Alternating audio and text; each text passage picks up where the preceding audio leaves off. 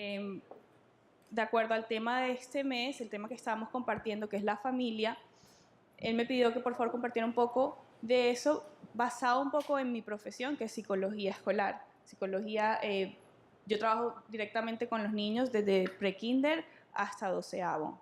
¿Okay? Para mí es un honor estar aquí y lo que quisiera compartirles hoy es un poco de el desarrollo de cada etapa de los niños, ¿verdad? Hay muchas teorías que nos enseñan cómo se desarrollan los niños hasta ya cuando somos adultos. Hay teorías acerca del desarrollo cognitivo, cómo pensamos, cómo nos desarrollamos en esa área, acerca del desarrollo social y también acerca del desarrollo emocional. De pronto han escuchado nombres como Sigmund Freud, nombres como Erik Erikson. Todos estos son psicólogos que se han hecho famosos por su trabajo y es específicamente en esto, en el desarrollo. Entonces, a pesar de que hay varias etapas, yo quisiera enfocarme en tres, que es de la infancia y niñez, adolescencia y adultez temprana, ¿ok? Que es más o menos entre los 18 y 25 años, por ahí.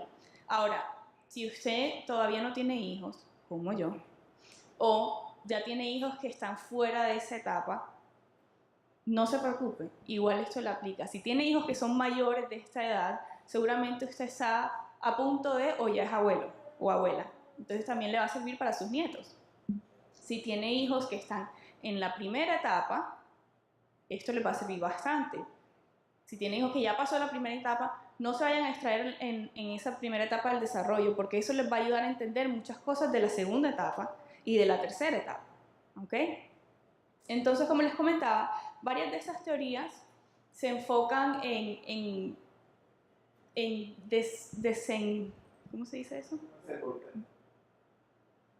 Sí, desenvolver cada etapa casi que por año, ¿verdad? Desde el primer año, segundo año, a veces antes del año, a veces hasta por meses.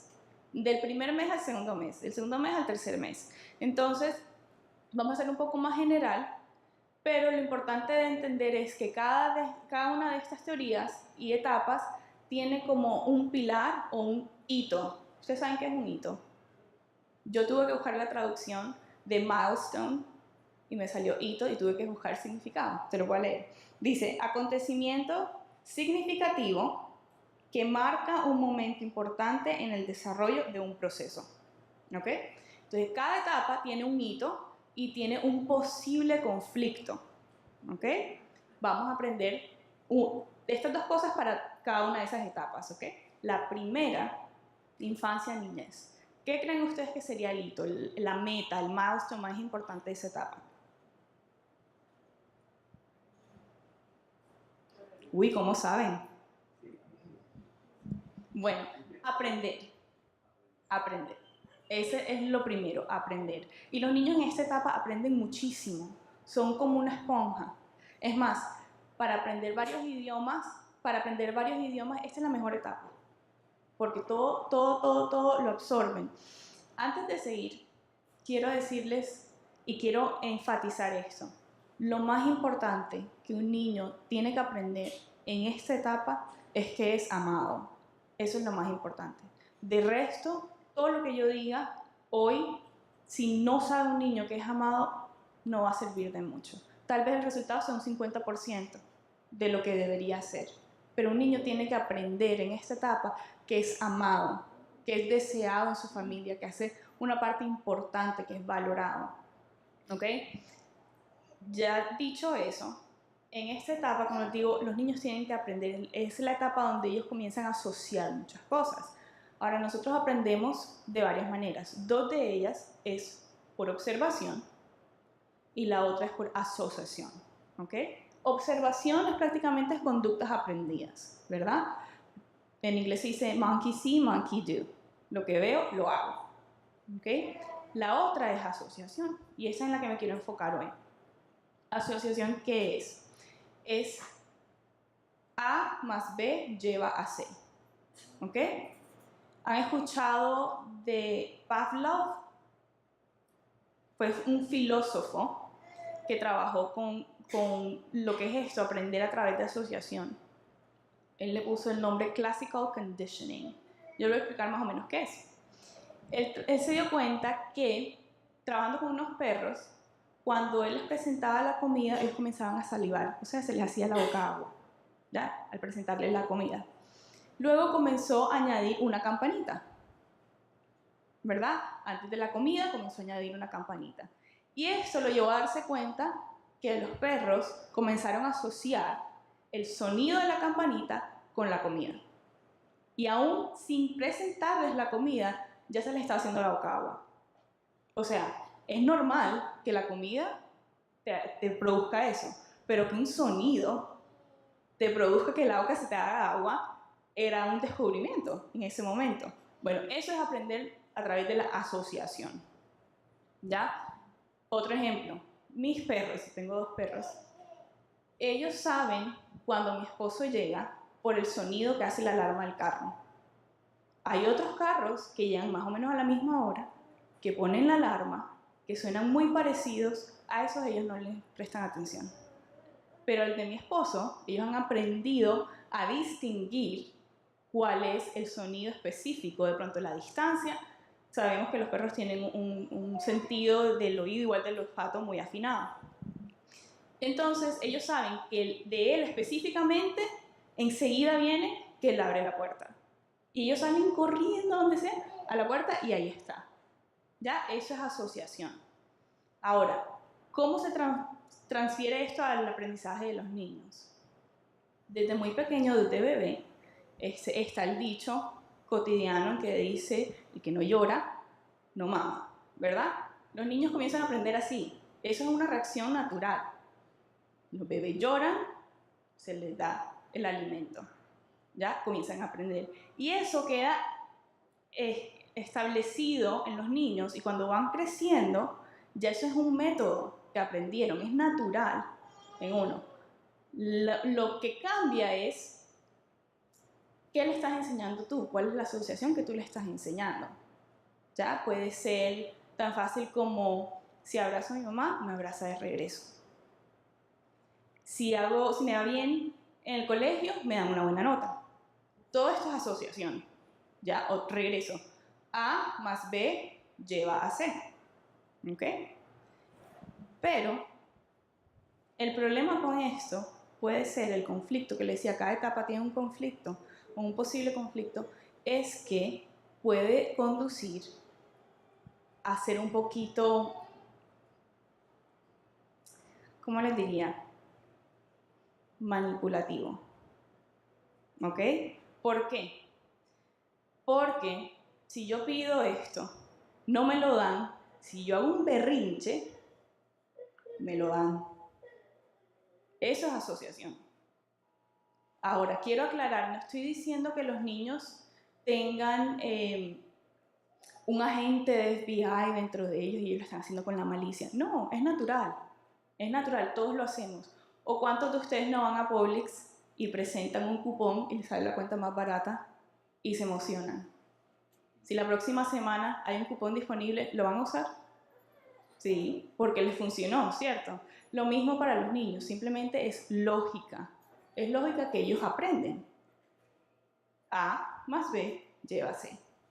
Entonces, el conflicto, ¿qué puede ser el conflicto en esa etapa? ¿Qué le estás mostrando tú que son las asociaciones correctas? ¿Ya? Si no te fue bien en el colegio, tienes que trabajar un poco más, ¿verdad?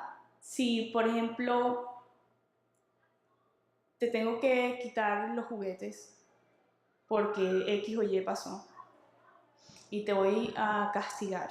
No puedes usar estos juguetes que son tus preferidos por 30 minutos, ¿verdad?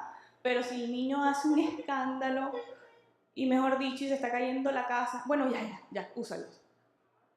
¿Qué creen que va a hacer la próxima vez? El mismo escándalo. O aún peor. ¿No lo harían ustedes?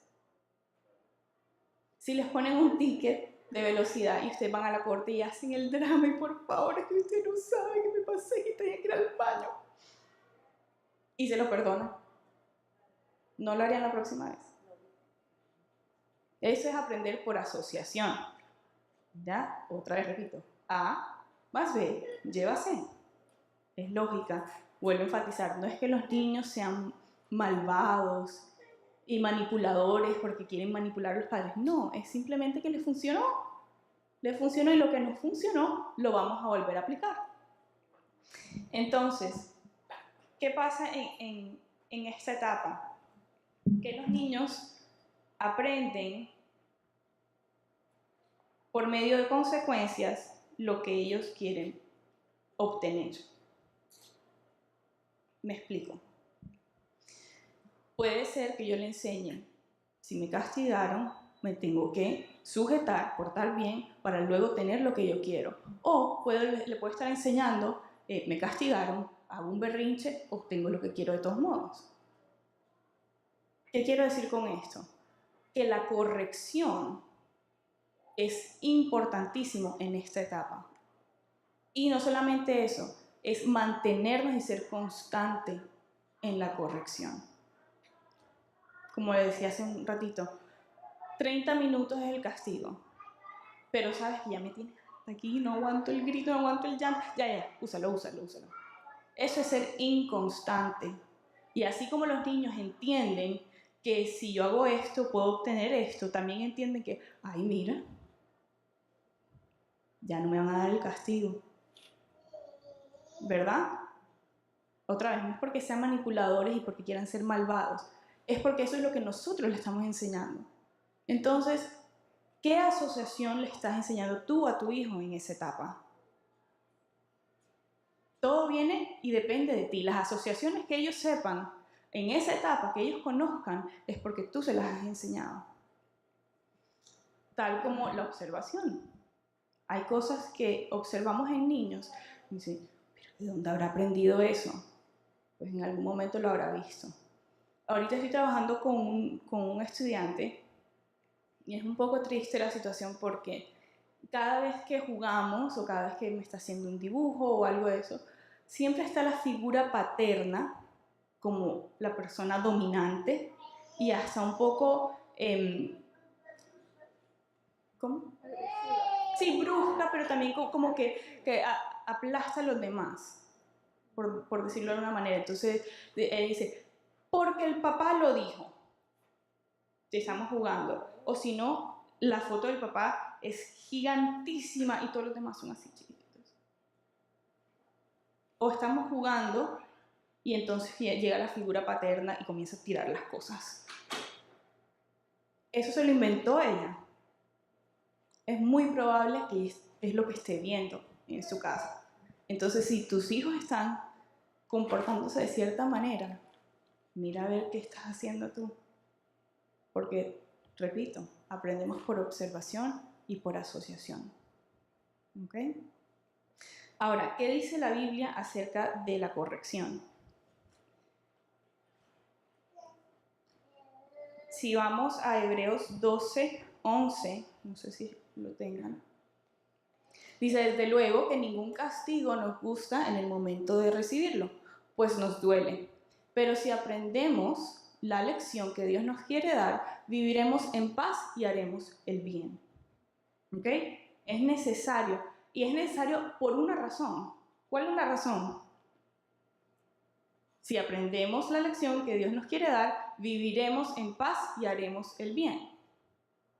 También dice la Biblia, y creo que eso no lo tienen atrás, no se preocupen, en Proverbios 13:24, si amas a tu hijo, corrígelo. ¿Sí lo tienen? Gracias. Si no lo amas, no lo corrijas. O no lo castigues. ¿Ya? Vamos a ver algo que me impactó a mí. Aquí están igualando el corregirlo con castigar. ¿Sí? Mamá es a hija como papá es a hijo. ¿Entendemos esa lógica? Mamá es a hija como papá es a hijo. En este caso, corregir es a castigo.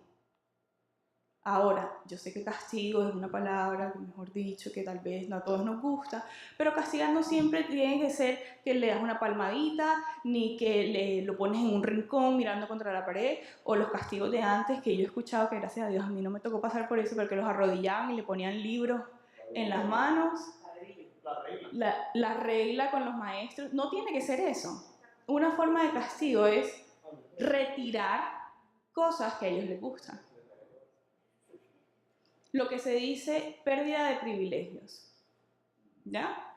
Entonces no estoy sugiriendo que castiguen con correa, no, es simplemente educar. ¿Por qué? Porque los niños, como aprenden por asociación, tienen que aprender que hay consecuencias, positivas o negativas, pero hay consecuencias, y la Biblia nos lo dice. Y miren cómo lo está relacionando con amar a nuestros hijos. Si tú lo amas, corrígelo. Si no, entonces no lo castigues. Y yo creo que en el momento que esto se escribió, era sabido que una madre, un padre siempre habrá de amar a sus hijos. Pero es tan importante esa segunda parte del versículo que enfatiza la primera parte del versículo. A pesar de que es sabido que cualquier padre o madre ama a su hijo, esa parte nos lo aclara aún más, porque no es solamente una sugerencia. Si amas a tu hijo, corrígelo. Claro, todo el mundo diría, sí, claro, hay que corregir. Pero aquí te está diciendo que si no lo haces, es prácticamente una forma de decir que no lo amas. No lo estás preparando para el día de mañana. ¿Ok? Otro versículo, Proverbios 19-18, creo que este es el que no tienen atrás. ¿Ok? Dice, corrige a tu hijo antes que sea muy tarde. O sea, que hay un momento en que ya perdiste el año. Hay un momento en que va a ser muy tarde. No perdamos ese momento. Esta etapa de la infancia y de la niñez es importantísima. Ustedes les enseñan las asociaciones, las consecuencias. Ustedes por medio de corrección, tal vez por medio de castigos también, les enseñan las consecuencias, las asociaciones.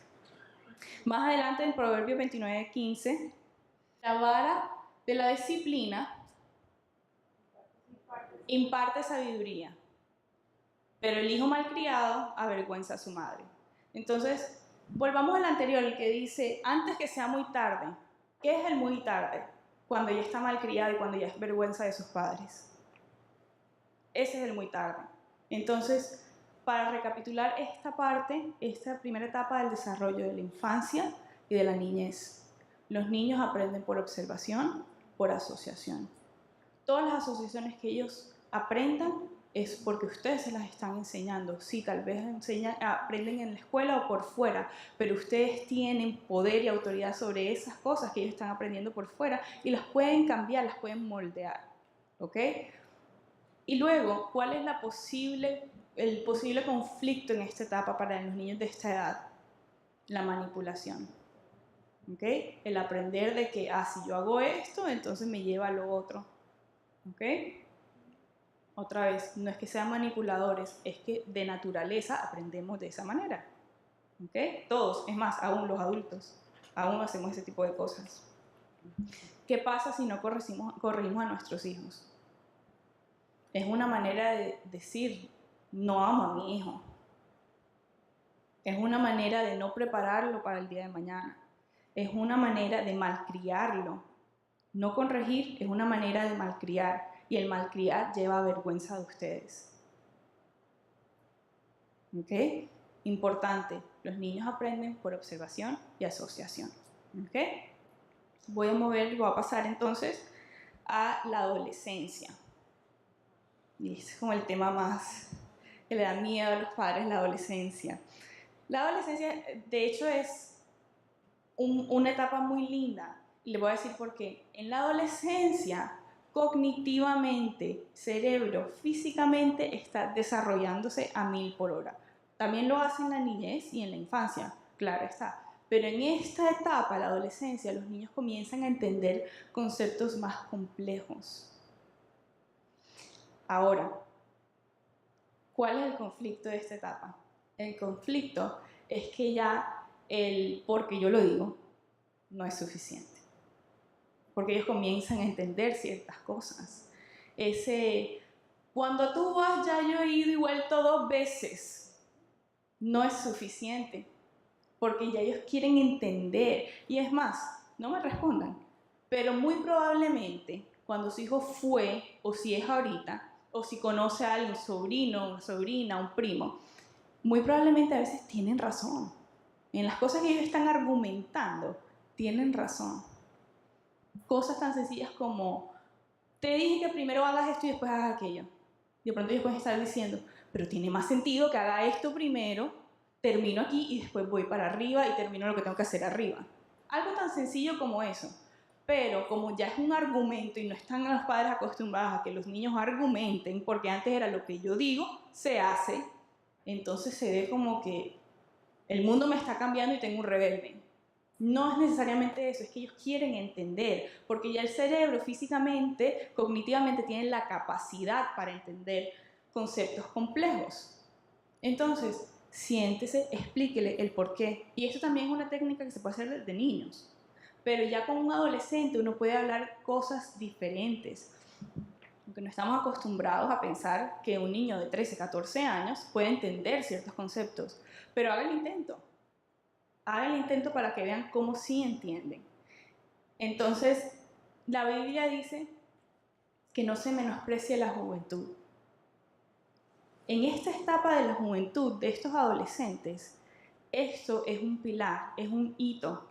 El comenzar a pensar diferente, tal vez como un poco como adultos. Entonces, que no sean ustedes los padres, que no seamos nosotros los primeros que menosprecien ese desarrollo. No rechacen cuando ellos quieran argumentar. Siéntense, pregunten, expliquen. Y miren a ver, estén abiertos a ver qué tienen ellos que decir. Ya tienen capacidad de sostener una conversación. Repito, puede ser que al rechazar lo que ellos están tratando de comunicarse a usted y lo que está diciendo, porque yo digo, cuando estás poniéndole el stop ahí mismo, eso puede ser una manera de menospreciar lo que ellos tienen que compartir. Porque esto es el hito de esta etapa. Ellos están pensando diferente. Y nosotros, yo sé que ustedes como padres, lo que quieren es apoyarlos, que se sigan desarrollando. Bueno, en esta etapa, esa es una manera de apoyarlos. Comiencen a hacerle preguntas, pongan temas que sean interesantes, a ver qué piensan ellos. Y comiencen a guiarlos de esa manera. Les voy a soltar otra como de ñapa.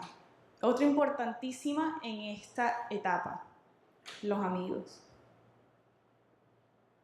Importantísimo, eso es, yo me acuerdo que para mí en esa época mis amigos era casi que mi familia, eso es la prioridad, era aquí, o sea, no había igual. Los amigos es lo que uno quiere estar, con quien uno quiere estar, y entonces se convierte también en un conflicto porque el problema de, tenemos algo familiar, pero es que mis amigos tienen otra cosa. Pero es que en tu familia te hemos enseñado tal cosa, pero es que mis amigos hacen tal cosa y a ellos no le dicen nada. ¿Ya? Eso es otro conflicto. Pero ¿saben qué? ¿Saben cuál es la solución o cuál es un muy buen forma de combatir este posible conflicto? Vuélvanse ustedes los amigos. Sin perder la posición de autoridad de padres. Vuélvanse ustedes los amigos. Si eso es lo más importante, vuélvanse ustedes los amigos de ellos. ¿Qué manera de pronto puede ser una forma que yo puedo comenzar a establecer una amistad con mi hijo? Porque siempre he tenido, vengo de enseñar, asociación, consecuencia, de todo eso. ¿Cómo puedo cambiar ahora eso? Pues mira, así mismo como estamos hablando. ¿Qué es lo más importante en esta etapa de la adolescencia? ¿Qué les acabo de decir? ¿Cuál es el hito de esta etapa? El pensar diferente, el comenzar a racionalizar. ¿Sí se dice? A racionalizar, a comenzar a ver las cosas de una manera diferente y a pensar diferente. Entonces, siéntese con ellos. Mira, ¿qué te parece tal tema? A ver qué dicen. A ver qué me dicen ellos. Entonces, si lo más importante para estos niños en esta etapa es la adolescencia, vuélvete lo más importante para ellos. Vuélvete su amigo. Comienza por ahí, comienza a ponerles temas diferentes, a ver qué piensan. Es más, les digo otra cosa. Los adolescentes, como tanto está pasando en su cerebro, se están desarrollando tanto físicamente, duermen más. Y eso no es lo que les iba a decir, pero me acordé de eso. Ellos duermen más en esa etapa porque es parte del desarrollo. Pero también, es más, de hecho, los colegios aquí, el middle school, que más o menos en esta etapa que estamos hablando, el middle school lo hace un poco más tarde por varias razones. Una de esas es por los buses, por el tráfico y todo eso. Pero otra es porque es sabido que los niños tienen que dormir más en esa etapa. Yo como que no he salido de esa etapa, yo quiero seguir durmiendo. Pero lo que les iba a decir con eso es que parte del desarrollo del cerebro, cuando usted alza su voz, físicamente no les entra. No es que ellos que no me quieren escuchar. Este niño que piensa, es que yo le digo una cosa y parece que le entra por uno y le sale por otra. Si se lo dijiste gritando, probablemente físicamente el cerebro lo bloqueó. Lo repito. En esta etapa de la adolescencia, el cerebro se está desarrollando de tal forma que cuando son sonidos altos, un grito, no lo escuchan. Por alguna razón la música alta sí, y cuando los amigos están gritando sí, pero cuando es de los padres, lo bloquean. Y no es de voluntad propia nada más. Seguro hay voluntad también, pero físicamente lo bloquean. ¿Ok? Entonces, no alcen la voz, expliquen, racionalicen con ellos, lleguen a conclusiones, a ver qué piensan, apoyar ese desarrollo, a valorar su juventud. ¿Ok? Vamos a pasar entonces a la etapa de la adultez temprana. La etapa de la adultez temprana, el hito de esta etapa es independizarse. Y voy a hacer un stop aquí porque culturalmente eso significa diferentes cosas. Para la cultura americana eso es salte de tu casa, independízate, toma un apartamento, vete a otro estado a veces y ya estás independiente. Para la cultura latina no necesariamente es eso. No quiere decir que una está bien y la otra está mal, simplemente son diferentes. ¿Ok? Cuando me refiero a independizarse es que los niños o los adultos a esta etapa tienen que comenzar a valerse por sí solos. Si tú tienes una persona en tu casa de esta edad que de pronto ya se graduó, no quiere ir a la universidad, no quiere trabajar, hay un problema. Hay un problema. Y el conflicto en esta etapa es el estancamiento. Están en el aire, están en el limbo.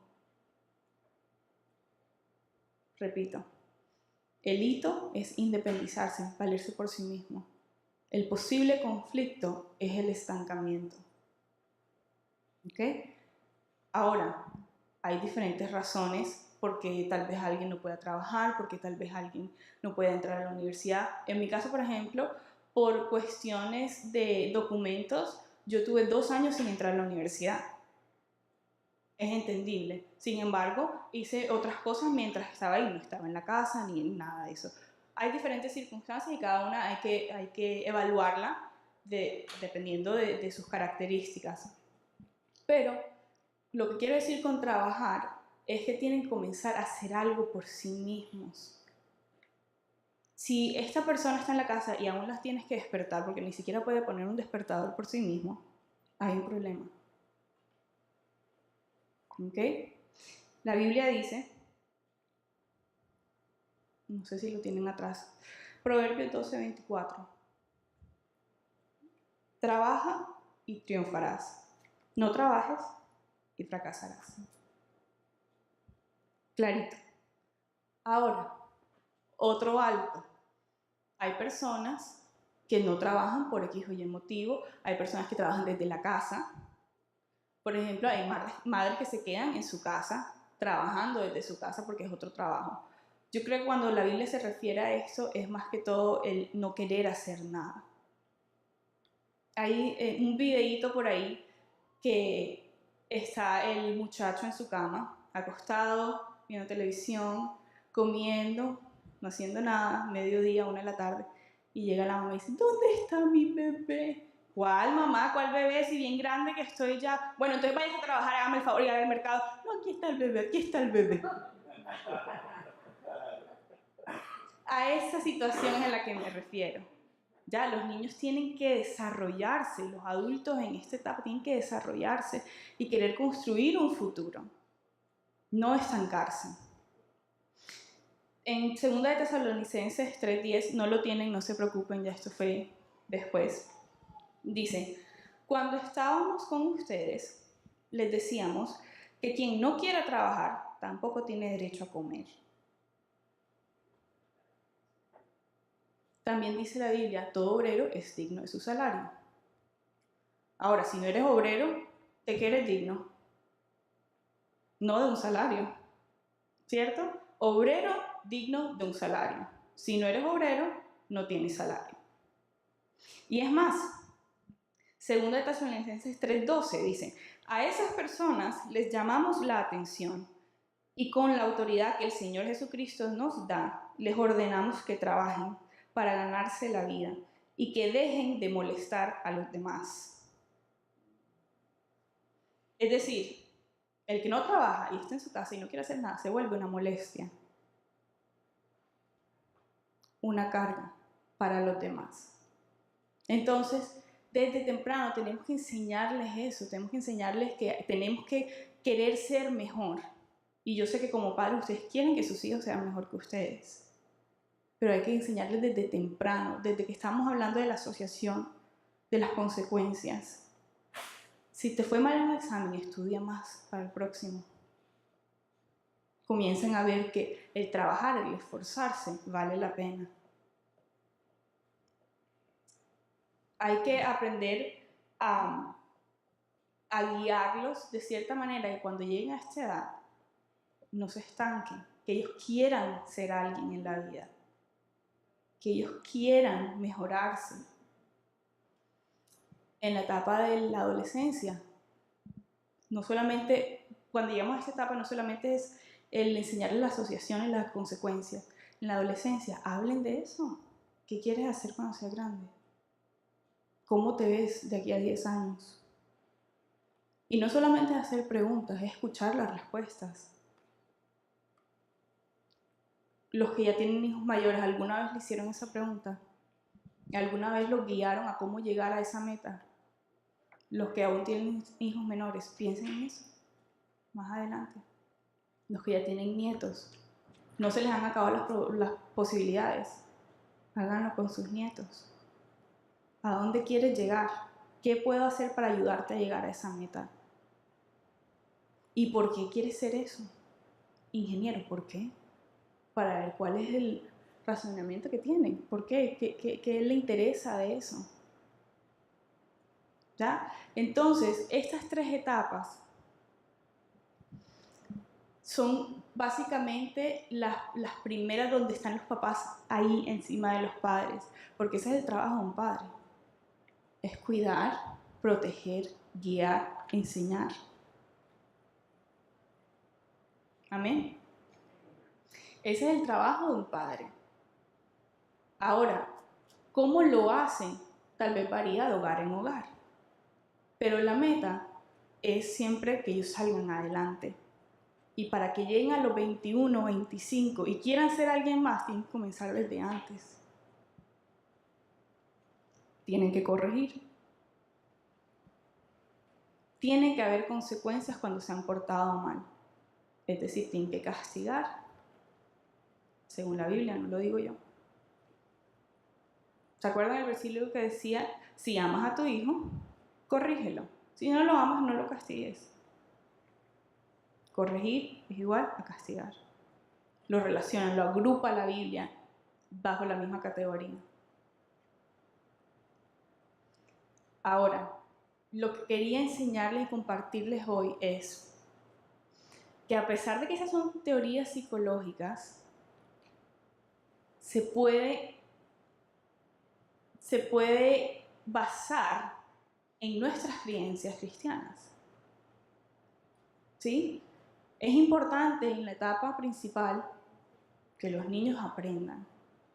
pero los niños aprenden con corrección. Alguien me decía hace poco, ay, no, es que no me gusta hablarle así porque yo creo que los niños tienen que ser felices, porque imagínate. Sí, claro, los niños tienen que ser felices, pero si tú no corriges en esta etapa, van a ser felices solamente hasta esa etapa. Porque cuando llegan a la adolescencia se vuelven pedantes. Y entonces el hito de esa etapa, que es la amistad,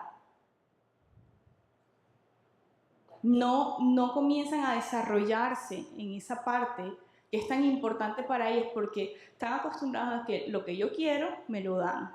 Si no lo quiero, hago un berrinche y me lo dan. Entonces los amigos no quieren estar con gente así. O usted quisiera estar con gente así.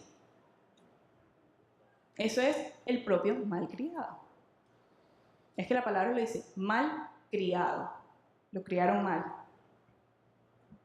Entonces, hay que comenzar a verlo de la manera que sí está bien, es psicológico, pero la Biblia también respalda esto. Lo más importante es aprender, si no hay corrección no aprendemos. Lo más importante en esa etapa es pensar qué pensamientos tienen mis hijos, cuáles son los pensamientos, déjame apoyarlo, déjame bendecirlo, déjame darle más para que siga indagando, para que siga buscando acerca de eso, para que su cerebro se siga desarrollando físicamente. Y tal vez en esa etapa es la mejor etapa para comenzar a hacer preguntas acerca de la Biblia. ¿Y qué tú crees de esto? Me acuerdo que yo le preguntaba a mi papá, si Dios es espíritu, el espíritu anda en el aire. Y si Dios creó el aire, ¿dónde estaba Él cuando creó el aire? Tiene lógica, ¿no? Bueno, pero esa es la fe, no comiencen a preguntarse eso. Ahí es donde aplica nuestra fe. Pero ese tipo de preguntas, si ustedes no las responden a los adolescentes, alguien más la va a responder. ¿Y quién sabe qué les van a decir? Entonces, involúcrense, corrija temprano para que después no sea vergüenza suya. Hágase su amigo, porque esa es la prioridad de ellos. Entonces, vuélvete tú su prioridad. Y luego, ayúdalos para que sean independientes, para que no dependan de una madre, de un padre, para que no dependan de que yo te llevo, yo te recojo, porque a veces hasta en este país hay que tener carro porque movilizarse aquí es muy difícil, si no es así. Y a veces hasta de eso tienen que estar dependiendo, a los 25 años. Vuelvo y repito, no es que se independicen en que salgan de la casa. Yo salí de la casa de mi papá y mi mamá a los 25 años, el 22 de junio del 2013, y porque ese fue el día que me casé. No estoy diciendo que tiene que ser así, ni que tiene que salir antes. Pero la persona tiene que poder valerse por sí misma, tiene que querer ser mejor. Y ustedes como padres pueden influenciar eso. Vamos a amarrarlo a la etapa de la adolescencia. Ese es el momento para que ustedes indaguen, hagan preguntas y ellos quieran ser alguien en la vida. Ahora, de aquí, ¿cuántos somos hijos? Están pendientes, están pendientes. Ok, tenemos un padre y una madre biológica, terrenal, pero también tenemos un padre celestial. Ahora yo les pregunto a ustedes, ¿en qué etapa del desarrollo están ustedes con Dios? ¿Estás en la etapa donde todavía Dios te tiene que enseñar por consecuencias y asociación? ¿Donde te tiene que dar rejo? ¿O estás en la adolescencia donde quieres comenzar a ponerle lógica a las cosas de Dios? En vez de caminar basado en tu fe.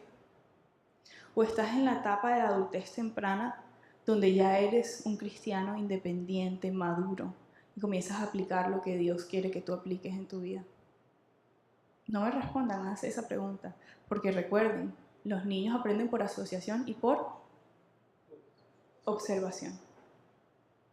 Entonces, ¿qué figura de padre le estás mostrando a tu hijo? ¿El que todavía le tienen que dar pau pau? ¿O el que quiere cuestionar todo lo de Dios? ¿O un cristiano maduro? ¿En qué etapa estás tú con Dios? Los que no tenemos hijos igual nos aplica, porque el día de mañana que lo tengamos, ¿en qué etapa vamos a estar? ¿Donde nos toca comenzar de cero o donde podamos mostrarles a un cristiano tal y como Dios nos quiere?